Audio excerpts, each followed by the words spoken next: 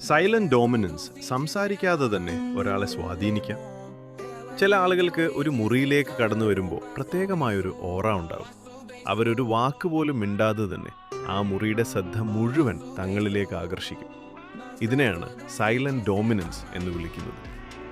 ഇതിലേറ്റവും പ്രധാനം ഐ കോണ്ടാക്റ്റാണ്. ഒരാളുമായി സംസാരിക്കുമ്പോൾ അവരുടെ കണ്ണുകളിൽ ആത്മവിശ്വാസത്തോട് നോക്കുക.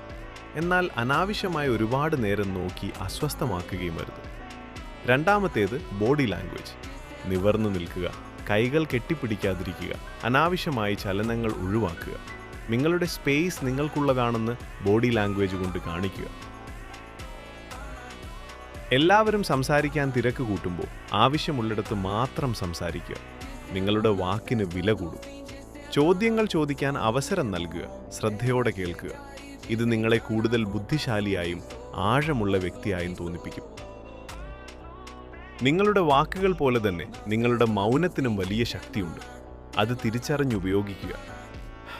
കൂടുതൽ ഡാർക്ക് സൈക്കോളജി ട്രിക്കുകൾക്കായി പേജ് ഫോളോ ഓർ സബ്സ്ക്രൈബ് ചെയ്യൂ. This is Aazham official.